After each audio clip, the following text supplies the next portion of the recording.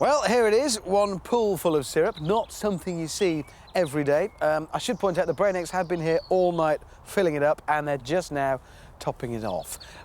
John, why do you want to do this? Well, it's all in the name of science, Richard. Right. I believe that I can swim as fast in this pool full of syrup as I could in an equivalent pool full of water. You see, that's stupid. Well, it might sound stupid, Richard, Yes. but the question has been debated for years. Isaac Newton and his contemporary Christian Huygens were debating it back in the 17th century when Isaac Newton was writing his seminal text Principia Mathematica. What, they were talking about pools full of syrup? Absolutely. Newton thought that the speed of an object through a fluid would depend on the viscosity of that fluid. Huygens disagreed. I still don't see why you want to swim through a pool full of syrup. Well, I've got this theory that Huygens was right, at least for human-sized projectiles. Which means? Same speed through the syrup as in the water. Rubbish. OK, well, before you do it, you want to try water. Well, we've got to have a control experiment, obviously. OK, now, you are quite tall, John. Yes. And I can't help but notice, almost as tall, in fact, as the pool is far across. So how are you going to swim? Well, what I've come up with is that I'll paddle round 3 times, you can time me on this watch, and then we'll compare the time that I have in the pool of water with the pool of syrup. OK. Good luck. I'm going to need it.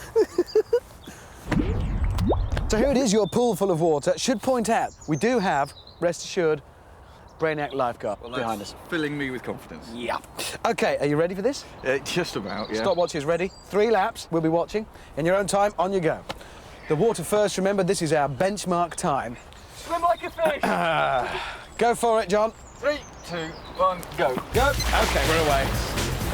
So, how could swimming in syrup be as fast as swimming in water? Well, when you swim through the water, you obviously have less resistance than you would with the syrup, so one would suppose that you could go faster. However, in syrup, though you do experience more drag, you can also generate more force forward with every stroke because you have more to push against. Huygens believed the two effects would cancel each other out. 28 seconds, well done, John. Out you get, let's get the steps in, have him out. 28 seconds, that's the time. That's really quite cold. Yes, well, that doesn't matter. That's not part of the experiment. It's irrelevant. How you feeling? Cream crackers. Good. Take a breath. Take another breath. OK, syrup, here we go. Your pool of syrup awaits. See? In fact, you might as well have a quick taste before you get in. Nice? Yeah, well, not nice, but it's syrup. It's lovely. In you get. Your theory says this should be 28 seconds as well. Yes, absolutely. I think that's rubbish. We'll find out. In you get. Think what a moment this is for science.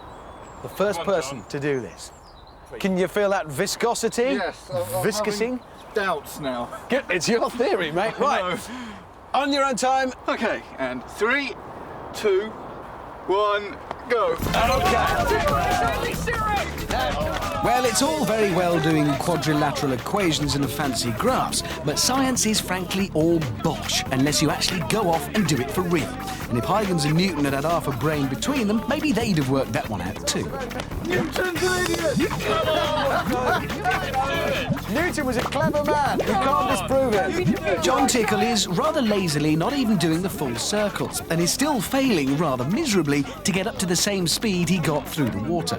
Each stroke should be making more power. Even given the fact that he's already done one rather tiring swim, he should really be going a lot faster than this if his rather stupid theory is to have any merit. Keep going, John. Keep going. Keep going. You're nearly there. As fast through syrup as you can through water? There you go. On your feet. No. 51 seconds. Come on, out you get. Now, just remind us, who was it that reckoned it would make no difference? Which scientist? Huygens thought it wouldn't make any difference. Huygens thought it would make no difference. Newton thought it would. Yes. Newton was right. 51 seconds. Get out. I can hardly move. The plain fact is that, like blood, syrup is thicker than water, so it's harder to swim in. Why am I not surprised? So that theory was not entirely true then, No. wasn't? What did it feel like? Oh, it felt like I was swimming through concrete. What happened to this extra power? I don't know. 2 strokes in and I thought Huygens was an idiot. I'm never going to listen to anything that he's written again. Well, if ever you meet him, sling him in a pool full of syrup. You know what it's like now. Well, that's final proof then, thanks to Jon Tickle and our experiment. You can't swim as fast through syrup as you can through water.